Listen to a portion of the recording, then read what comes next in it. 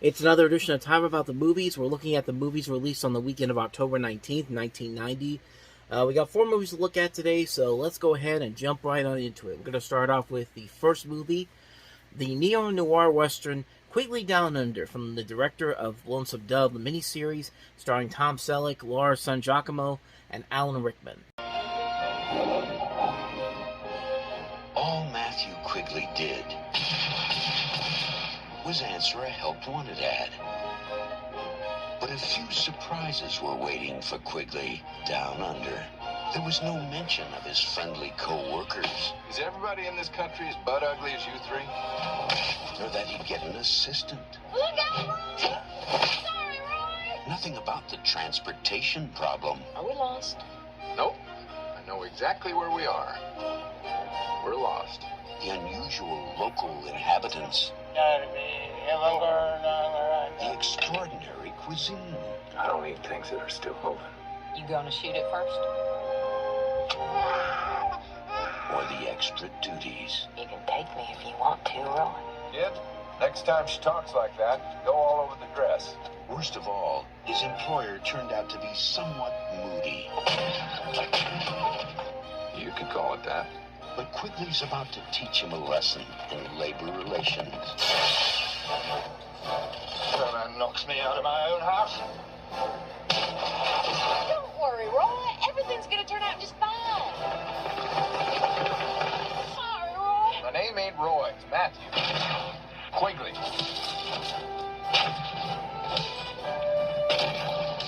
Matthew Quigley is really beginning to annoy me. Tom Selleck, Laura San Giacomo, Alan Rickman, from the director of the Emmy Award-winning Lonesome Dove, Quigley Down Under. For the most part, this movie is not all that bad. It's a decent western, but it doesn't really do anything different to make it stand out on its own. Plus, I think the 90s had much better westerns. Case in point, Clint Eastwood's Unforgiven, which makes these type of movie like this very hard to topple. But, it's not a bad movie. I mean, the performances, I think, stand out most in this, especially Laura San Giacomo, who was just coming off a Sex Lies videotape, and this definitely proved that she had a presence on screen that would carry her much into the 90s. And to give Tom Selleck credit, after Magnum P.I., these were probably the best movies that he did after Magnum P.I. ended, because, I mean, really, An Innocent Man, Folks, those movies didn't really have any longevity to him after he finished Magnum P.I. Probably the biggest question mark here is Alan Rickman, who I think his performance in this was trying a little too hard to be like Hans Gruber in Die Hard, instead of just being another character overall. Again, not terrible in here, but it was too much like his other character from Die Hard, honestly. Like I said, for the most part, it's a decent movie. It's not one I'd rather watch over and over again, but I'm glad I saw it. I'm glad to see that there was some merit to it, at least. But, yeah, that's my quick thoughts on Quigley Down Under. Now let's go ahead and move on to the next movie, and that is the remake of Night of the Living Dead, directed by Tom Savini. They came to pay their respects. They're coming to get you, Barbara. Why do you have to be so cruel? What? Show some respect. Now they're running for their lives. A biologist in Stockton, California have released reports focusing on the phenomenon, specifically on that trance-like state. Every shelter is becoming a trap. Are you sure we're gonna be all right? Cooper, you gotta help me out! And every road out Don't stop no matter what happens. is just another dead end. They're coming right for us!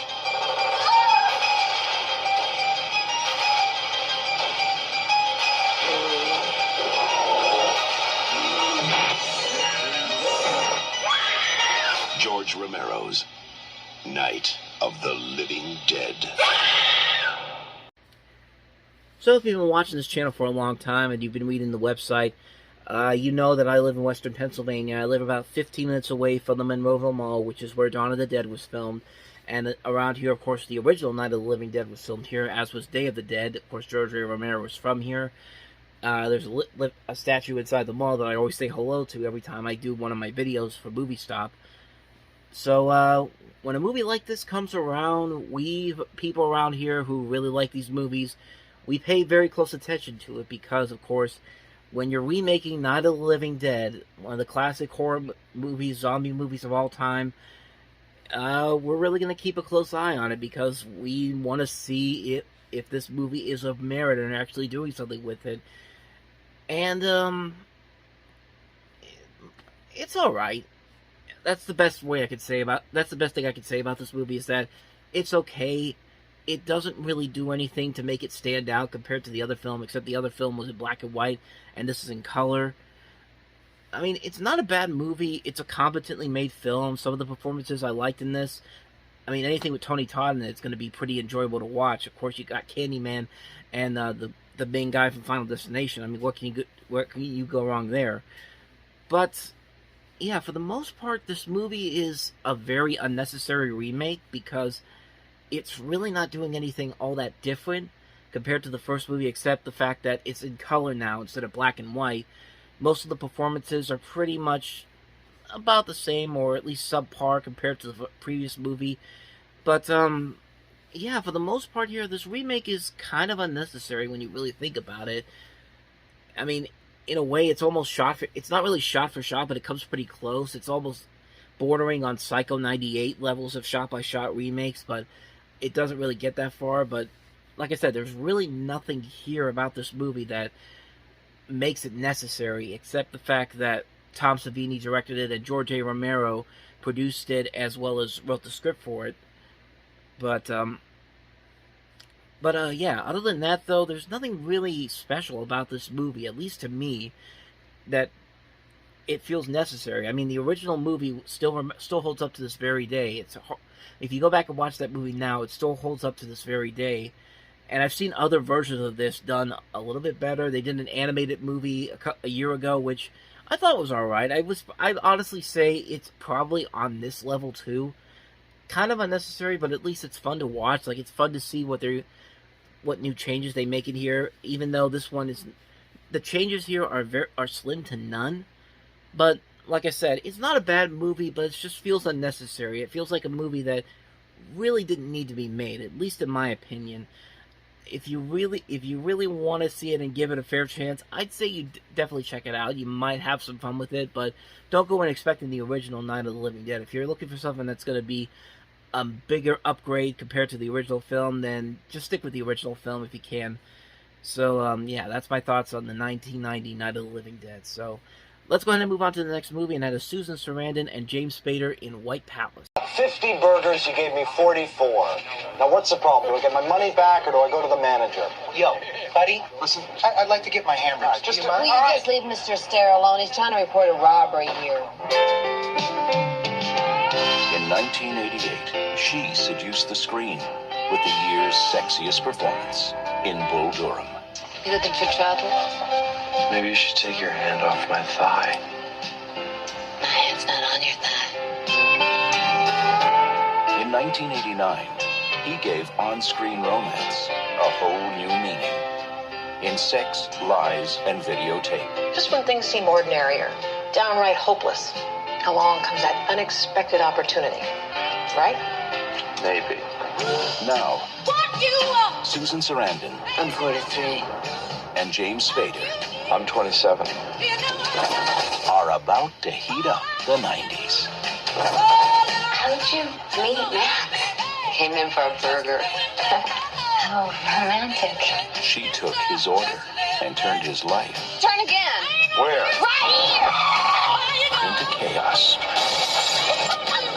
Who is she?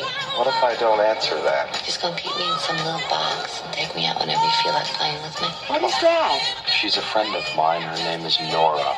You be nice to her mother, or I'm gonna beat the hell out of you. I don't know what's happening to me. I have never wanted a woman as much as I wanted you. You crazy? What is he talking about? He's no spring chicken. What do you think of our boy? Say please. Nice boy. Please. I only know that when I'm not with you, I'm a total wreck. And when you are with me? I'm a different kind of total wreck. Right from the start, they were wrong for each other.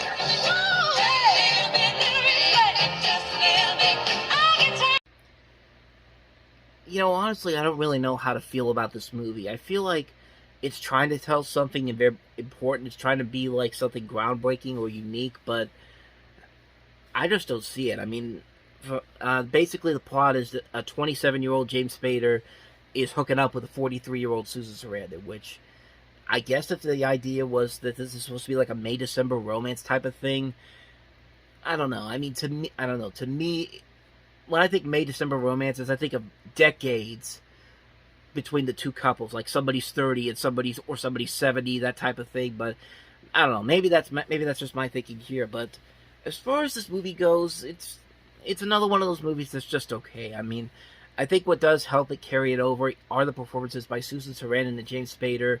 I think both of them work very well here. You can buy their chemistry a little bit, but honestly, at least to me, I don't see the real reason for a movie like this to even exist. I mean, it doesn't really say anything groundbreaking or interesting to keep the audience guessing about how to feel about this. There's nothing really.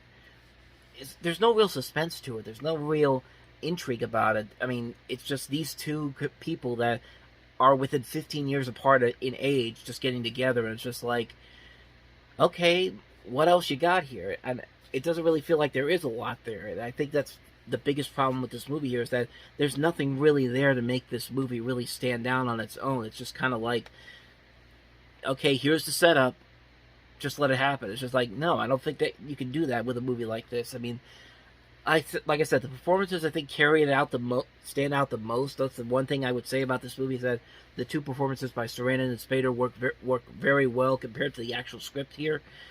But for the most part, though, it's a movie that I would say that you don't need to rush out to see it. Only if you want to see some good Susan Sarandon and James Spader performances. But for the most part, yeah, it's a pretty forgettable film, to say the least. So, I mean, for the most part, this entire weekend's been mostly forgettable movies, but luckily our last movie has some notoriety to it, and that is Jeremy Irons and Glenn Close in Reversal of Fortune.